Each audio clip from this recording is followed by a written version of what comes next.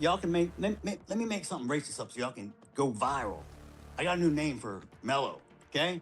Because he was such this little boy y'all was trying to portray. How about Watermelon Felon? How's that one strike you?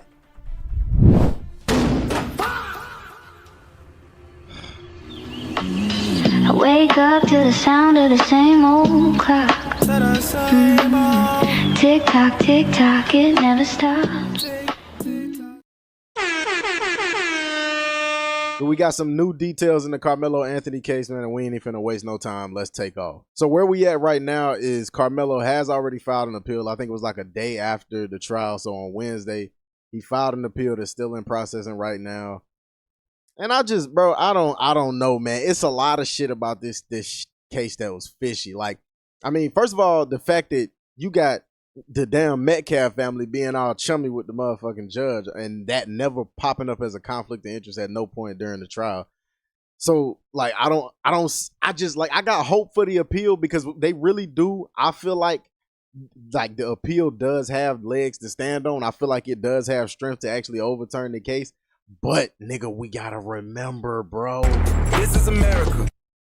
And shit don't always go the way it's supposed to go. I just got this sneaking suspicion, bro. Like, I can't shake this weird feeling in my gut that's telling me they on some fuck shit, dog. Like, bro, you know what it is? Dog, check this out.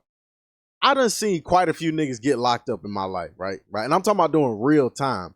I have never in all my days seen somebody get convicted, sentenced, sent to jail, and transported to a correctional facility this fucking fast.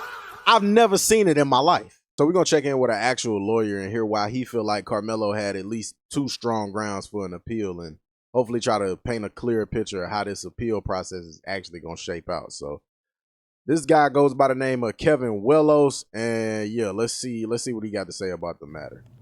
Karmelo Anthony has 2 very strong bases for appeal in the conviction yesterday, where he was sentenced to 35 years for murder, for first-degree murder. These are just the 2 right off the top of my head that come out. Now, a number of other bases for appeal would certainly need to be filed, but I think the first 2 are crucial.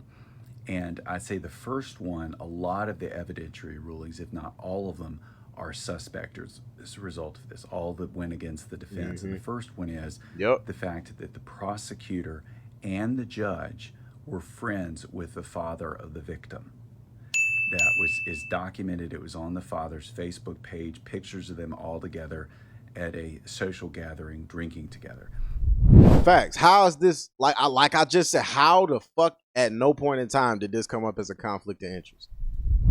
Like, come on, man. You can't tell me this ain't no fishy shit going on here. That is a highly problematic event, series of events. I don't know how many times they were, but it is a major, major problem because it casts a pall over all evidentiary rulings. And when you're in an appellate case, you're trying the appellate judge or the trial judge.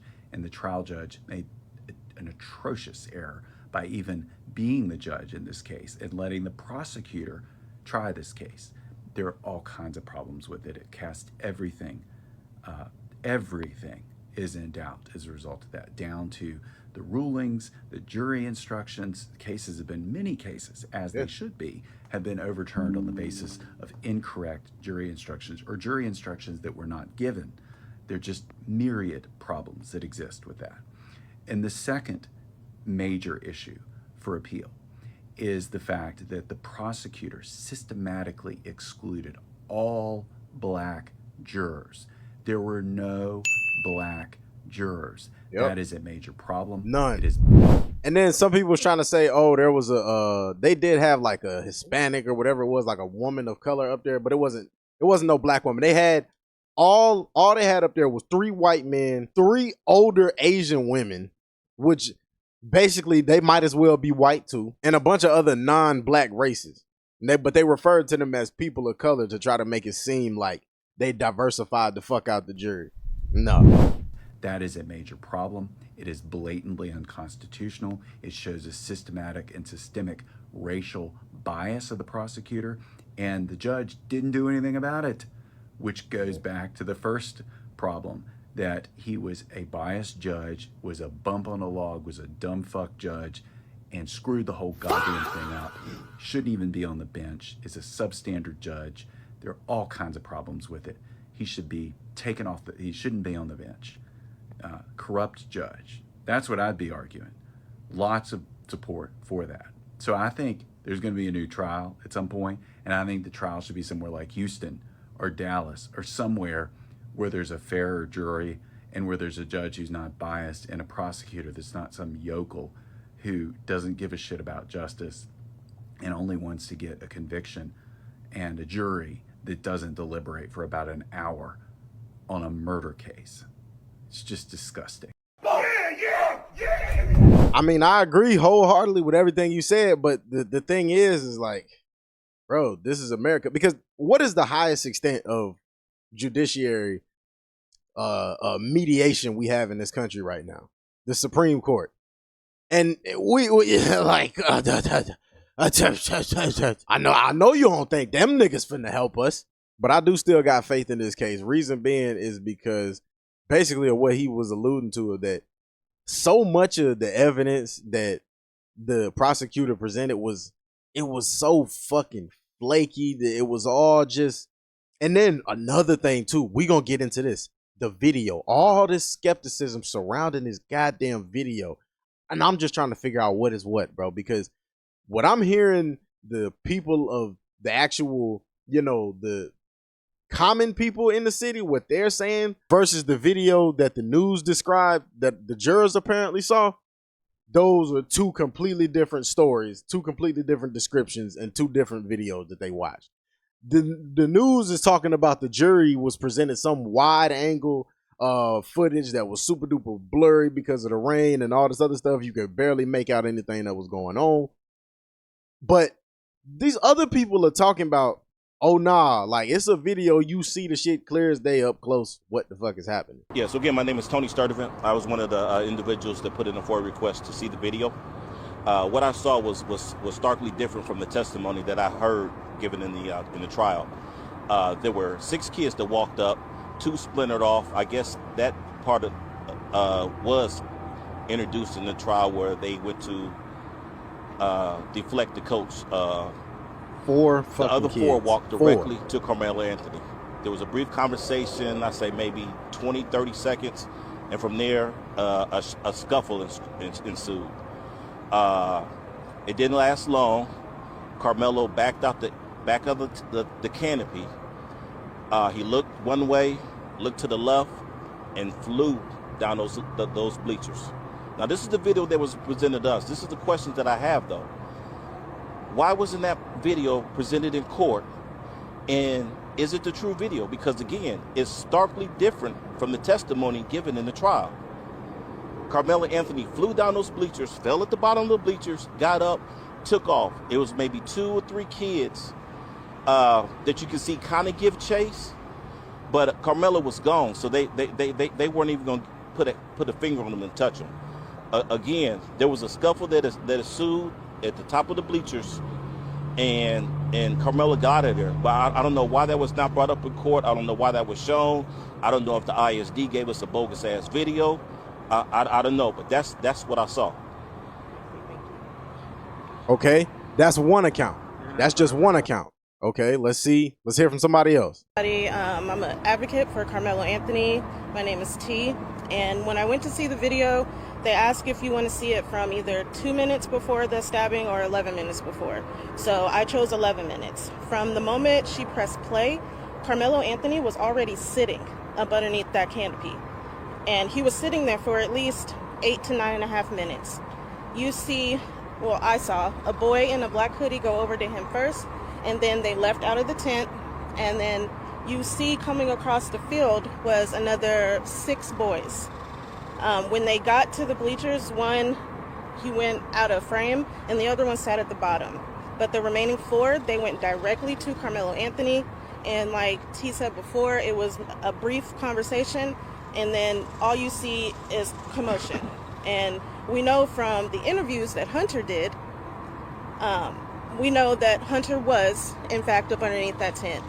The next thing you see, you can see Karmelo, in the midst of them assaulting him, you can see Karmelo trying to back out, but he gets pulled back forward. The next thing you see is Karmelo, he comes shooting out the back, but he's still not standing. And he had to like kind of crab crawl backwards, and he had to like jerk away from them because they still had a hold of his hoodie. He goes up a couple bleachers and he's looking around for which way to go. He runs diagonally down the bleachers and then he falls. At the time of him falling, that's when I noticed another 3 boys coming down the bleachers chasing after him. But once Karmelo got up, he took off. You didn't see him for the rest of the video. At no point in that video do you see Hunter holding his brother. At no point in that video do you see those boys ever going back to the tent and sitting down. That was all a lie. And I also have questions. I don't know how the defense did not play that video. Because when you see that video, it was self-defense. Karmelo was only 5'8", 130-something pounds, and Austin and Hunter Metcalf were 6'1", 220-something pounds. So for people to say that he should have used his hands, people can die from fights, from people using their hands. That's a fact. And that's all I'm going to say for right now. Okay. So, and we got one more. We got one more account from somebody who saw this same video. Now, the 2 videos I just showed you were from a couple days ago. This was right after the sentencing. This video I'm about to show you was 4 days before Karmelo Anthony got sentenced. And it was saying the exact same fucking thing before the verdict was even reached. Let's see it. You seen the video with your own 2 eyes. Was it clear enough or was it fuzzy or what? No, it was clear. It was okay. It's clear enough where you can see the actual individual raindrops come by the camera. Okay. That's how clear it is. You actually see them walking up. You see that Karmelo is already up under there. He's under there minding his business. Dodging the rain or? Yeah, it was still raining. You know, right. I'm from Little Elm. So that day we were under a tornado watch. Right. And we were under thunderstorm warning. And we know we had already had some light rain then, and it started raining again. Then it was over with for the day. Okay. So that's kind of what happened on that day. But they were at a rain delay already. And so during that time when that happened, the twins, their 2 buddies, and a few other kids, because there was a few kids involved with them, they were all coming from the direction of the middle school, coming walking back up. Right. On the video, you can see those 4 that actually was involved, and maybe about 3 or 4 others that was with them, skipping up, trying to catch up behind.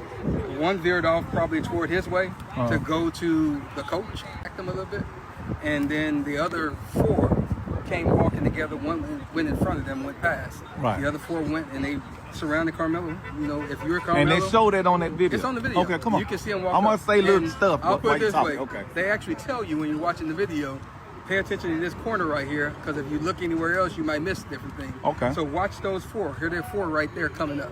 Right. That's exactly what they say. Okay. And so you have no way to be confused that it's those 4.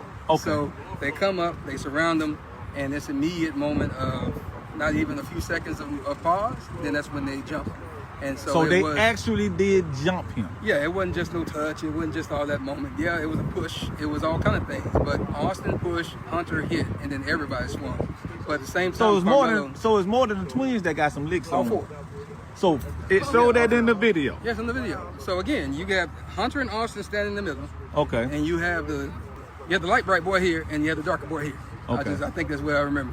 So I have to go back and think about it. But that's where they were. One was going up and down while they were talking, and kind of pushing or whatever he was doing. Austin and Hunter was in front.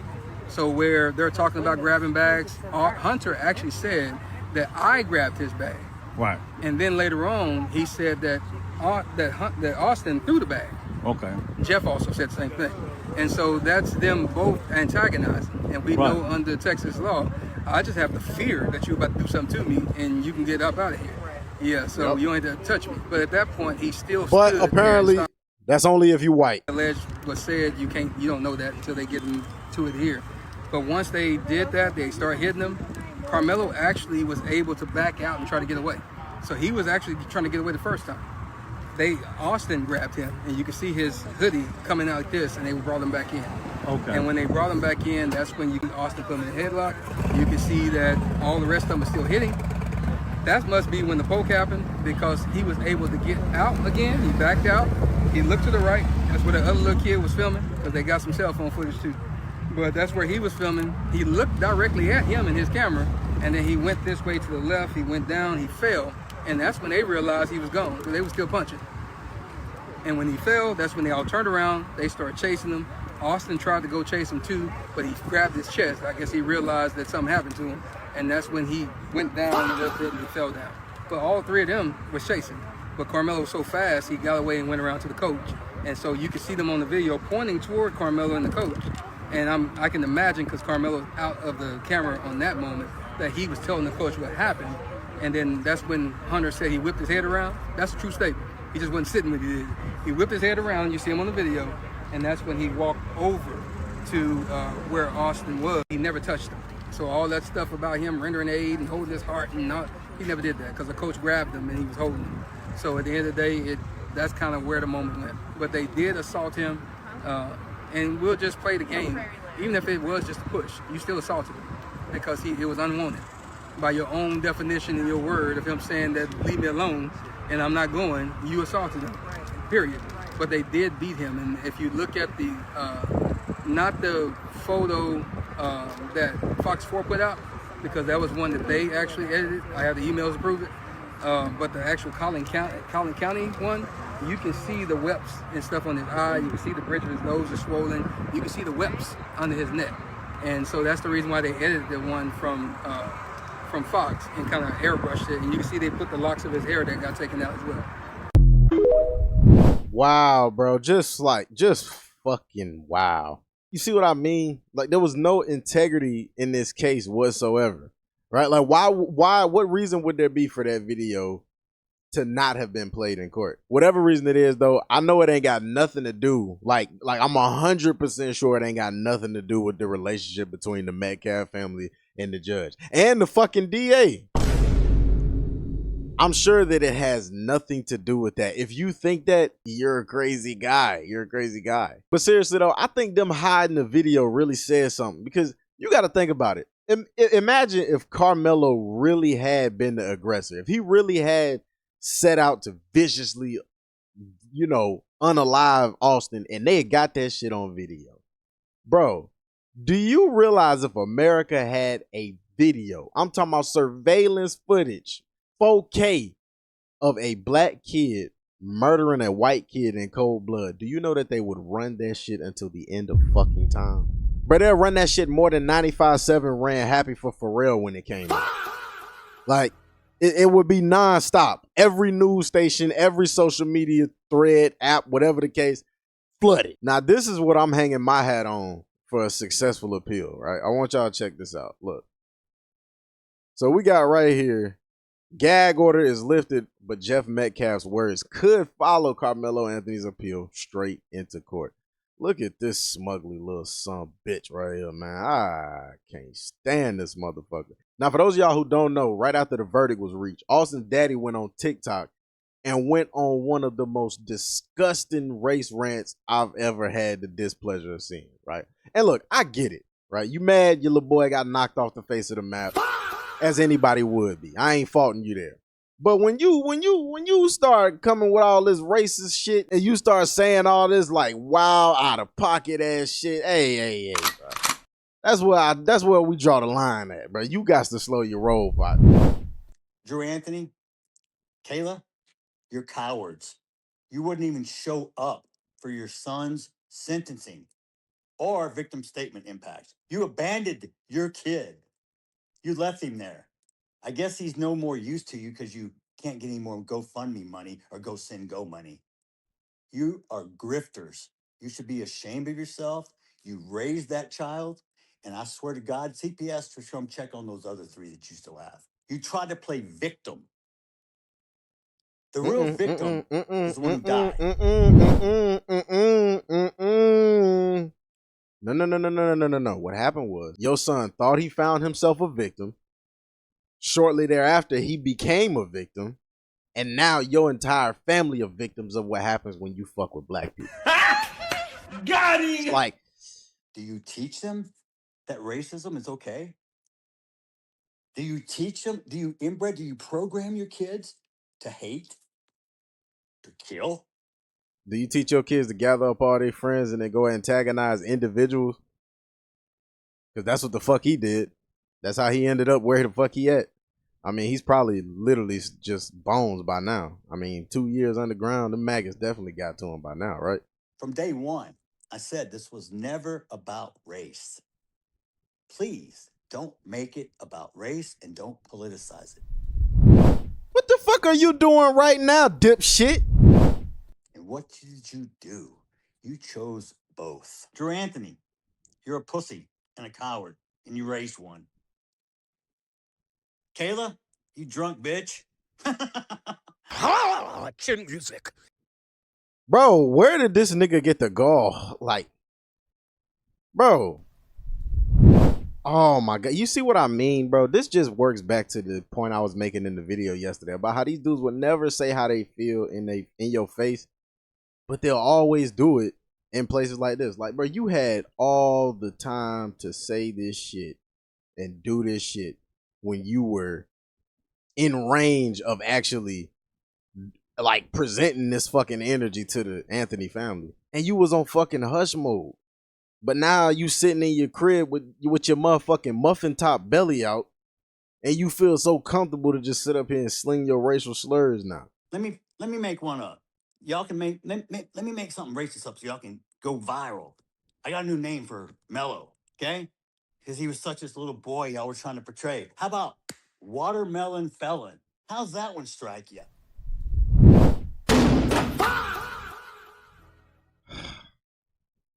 I gotta be honest, I laugh at that before I get pissed off. Because we gotta remember where this is coming from. This is coming from like extreme bitterness because he knows that the way he raised his son is what got his son off. But anyway, that's that. You can watch the whole 6-minute rant on TikTok. I'm not gonna go no deeper into that. Now here's why that video is important to the trial, right? Here is how it matters. It strengthens the racial bias argument. Anthony's appeal is already built on the argument that race infected the trial process, specifically through the removal of black jurors. When the victim's father goes on a public platform and uses a racial slur against the convicted defendant days after sentencing, it does not exist in a vacuum. It becomes a part of public record of how this case has been handled. Defense attorneys can point to the broader climate of racial animus surrounding this case, and Jeff Metcalf just handed them Exhibit A. Boom. Okay, it could influence appellate perception. Appellate judges are human beings who exist in the same world as everyone else. While they are bound by law and evidence, the public record of a case, including statements made by key figures involved, forms context. A victim's father making racially charged statements publicly after the gag order lifts tells a story about the environment in which the trial has occurred. But check this one out. This is the key one that caught my attention. It undermines his own credibility. And the reason why this is major is because of the relationship between the father of Austin Metcalf and the judge and the DA that were presiding over this case. In his victim impact statement, Metcalf said, "I said from day one this was never about race." Days later, he called Anthony a racial slur on the internet. That contradiction doesn't just look bad publicly, it provides ammunition for anyone arguing that racial bias was present in and around this case from the beginning. I couldn't agree more. I second that. Now, the only thing is, now that we got all that out there on the table, right? The only thing that's left now is, are they going to make the move? Are we going to put the right pieces in place to execute it and get it done? First of all, we got to get a new lawyer and a better defense team because they fucked my boy in this trial. We got to find a way to get them damn videos presented.